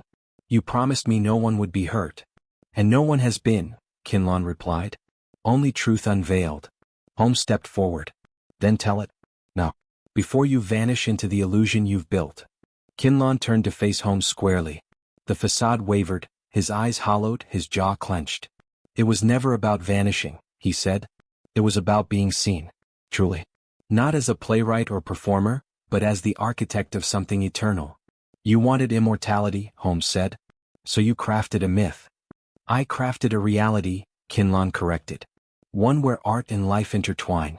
Where disappearance becomes the grandest of entrances. Suddenly, from the wings of the stage, a second phonograph crackled, this time playing Kinlan's voice. He who vanishes without cause is a mystery. But he who vanishes with intent becomes legend. Holmes turned toward the sound, then back to the stage. Enough, he said. Where have you truly been, Kinlan? Who helped you? Who watched as you turned your life into a riddle? Kinlan tilted his head. Watch, detective. Watch and you'll understand. He stepped behind the curtain again. There was a faint sound, metal grinding against metal. Then silence. Alira. Holmes called sharply. She blinked, breaking from her daze. Where does that lead? She turned to him, pale now. The old prop shaft. It drops beneath the theater. To the tunnels. Holmes bounded forward, sweeping back the curtain, and found only a narrow shaft disappearing into darkness. No ladder. No rope. Only the soft scent of powder and velvet. He's gone, Holmes said quietly. From behind me the phonograph clicked off. The silence returned with eerie finality. Alira sat down again in the velvet chair. Her face was unreadable. I think, she said slowly, he always meant to vanish without letting me follow. Holmes looked at her for a long moment. Then the question becomes, he said, what did he leave behind for us to find? Chapter 15, The Ashes of Applause. The theater lay hollow in the silence that followed Kinlan's final act. Only the dying scent of grease paint and the distant tick of Alira's discarded phonograph filled the gloom. Holmes stood by the mouth of the shaft, his eyes fixed on the darkness below. He did not speak for a long time. Then, with a flick of his wrist, he withdrew a silver coil of rope from his coat, thin but sturdy, and began fastening it to a beam above the stage. You mean to go down after him? I asked. I mean to follow his performance to its true conclusion, Holmes replied. Kinlan was never one to improvise. He has staged every step of this. There is more to find. He descended slowly into the shadows, his lantern a pale glimmer swallowed by the shaft. I followed after, my boots echoing as I dropped down behind him into a space thick with dust and age. We found ourselves in a tunnel of ancient brick, the air smelling of soot and wet plaster. Somewhere beyond, water dripped in steady rhythm, like a metronome counting down to something inevitable. Holmes moved swiftly but carefully, his eyes searching the walls. This theater was built atop a network of maintenance corridors and coal tunnels, some from the earliest days of the city, he said. Places forgotten by the world, perfect for someone who wished to become myth. As we rounded a bend, we came upon a chamber lit faintly by a single candle stub, melted to the top of an old steamer trunk. A stack of bound pages lay beside it. Scripts, I realized, dozens of them, each labeled in Kinlan's distinct hand. Holmes opened one. The title page read, The Resurrection of Silas Kinlan, a play in 5 acts. He scanned the first few lines, then handed the script to me. Read aloud, Watson. I cleared my throat. Act 1, Scene I. The detective descends into the underworld, guided by echoes and regret. He finds only ghosts and in their weeping learns the final truth, that men vanish not to escape but to be remembered. My voice wavered. This is a confession, I said. He scripted it all. He meant for us to find this. Holmes nodded. He's rewriting his life as legend. Every disappearance, every riddle, shaped and recast until the truth becomes inseparable from theater. He stepped past the candle and uncovered a second trunk, this one containing clothing, coats, wigs, props, even false facial hair. Kinlan's disguises. Holmes held up a tattered wig, gray-streaked and matted. The doorman at Covent Row, he murmured. And the flower vendor by the river. I should have seen it sooner. I stared at the open scripts. He never left London, did he? No, Holmes said. He buried himself in its cracks. Lived among its ghosts.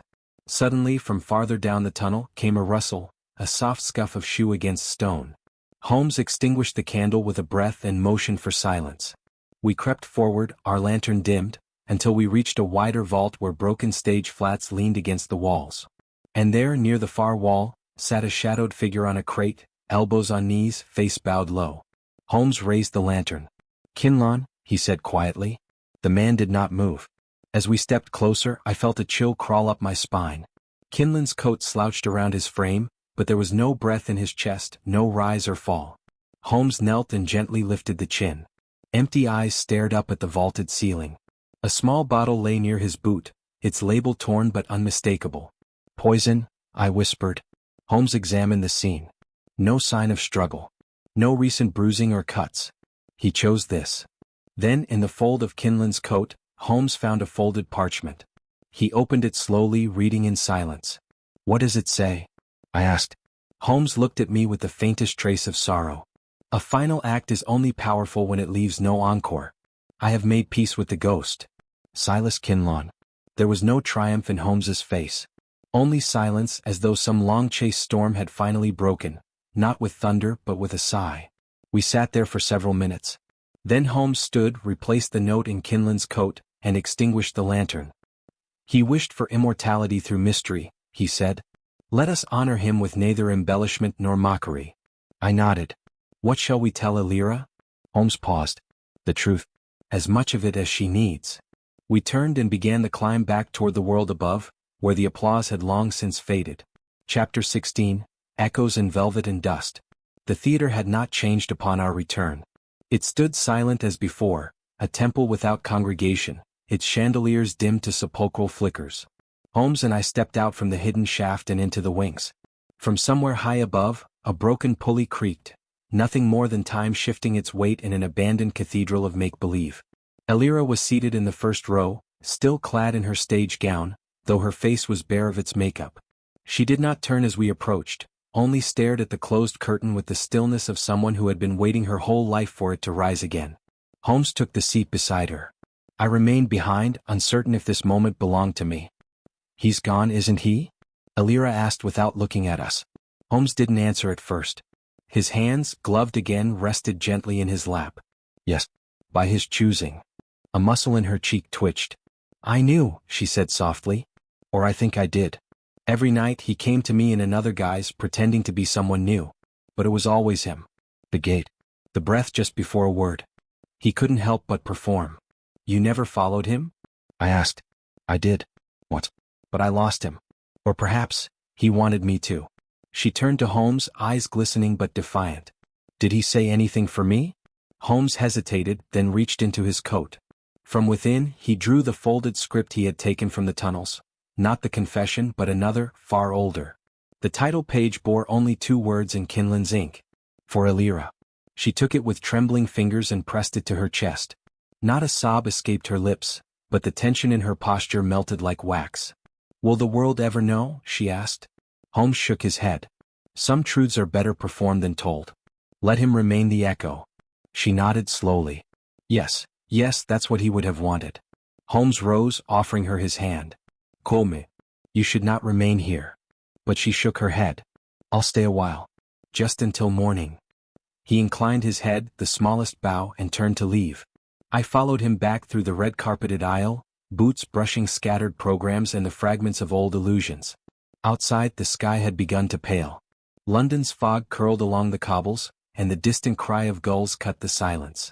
The world, indifferent to the dramas within its walls, resumed its quiet revolutions. As we walked back toward Baker Street, Holmes remained quiet for some time. Finally, I asked, Do you think he was mad? Holmes didn't stop walking. No. Only, unwilling to let the mundane bury him. So he created a second self, a myth, one more enduring than flesh. He fooled all of us. He fooled only those who stopped watching after the curtain fell. I thought of the scripts, the costumes, the winding paths of the tunnels. Of Elira and the final note. A man had died beneath that theater, but another had been born and reborn with every lie he lived. What now? I asked. Holmes glanced at me sidelong. Now, he said. Now we leave him to history. And let the stage fall silent. He adjusted his collar as we turned onto a quieter street. The lamplighter passed us with a nod, unaware of what we carried back with us. Not the body of a man but the burden of memory. As we reached our door on Baker Street, Holmes paused on the threshold. Watson, he said, what is the difference between a ghost and a legend? I frowned. I suppose one haunts, the other inspires? He smiled faintly. Indeed.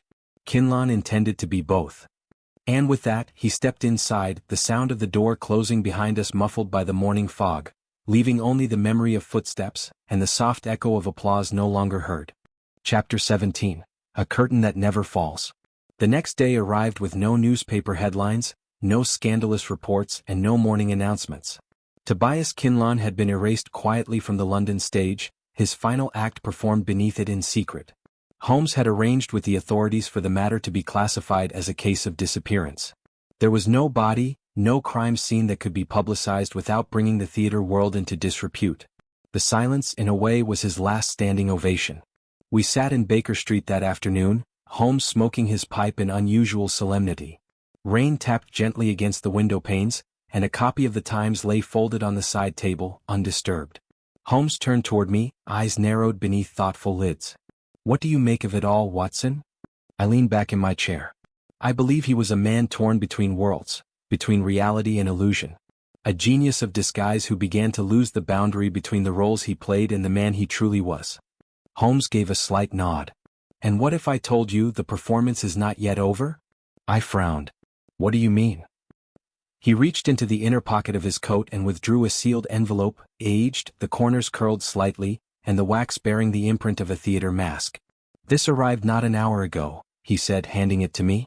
The letter inside was addressed to Holmes, but it was the signature at the bottom that caught my breath. "Yours in footsteps and silence, T. Kinlawn." My hands stiffened. "But, Holmes, we saw him fall. The blood. The height." "Yes," Holmes replied softly. "But we also assumed he could never escape. We assumed a man with such elaborate secrets could not have planned further." He stood and paced the room. "But Kinlawn always had a contingency. This note was likely prepared in advance, sent by an accomplice, or hidden in some timed contraption. He may indeed be dead, but then again, perhaps he is more alive than ever." I struggled to absorb the implications. "But if he is alive, why send this?" Holmes stopped by the fireplace, turning the note over in his hand. "To keep the performance alive. To ensure that the legend persists." "But who delivered it?" "A boy," Holmes said. "Street urchin, no name given. Disappeared before I could inquire further." Just then there was a knock at the door. Mrs. Hudson peeked her head in. "There's someone downstairs asking for you, Mr. Holmes. Says it concerns the new Lyric Theater." Holmes and I exchanged a glance. When we descended, we were met by a tall, gray-haired man in a long coat, clearly of stage background, sharp-featured, with pale skin and a brooding intensity that bespoke decades under limelight. "Mr. Holmes, Dr. Watson," he greeted, his voice deep and deliberate. "My name is Elias Dorr. I was the set designer for Kinlan's productions until his disappearance." Holmes gestured him inside, offering a seat. "I thought you had moved to New York." "I had," he said grimly. "Until this morning when I received something strange in the post." From his coat, he withdrew a velvet pouch. Inside it was a single theater ticket, dated 5 days hence, for a play titled The Final Footstep. Holmes's brow rose. "The production doesn't exist." "Precisely," Dorr replied.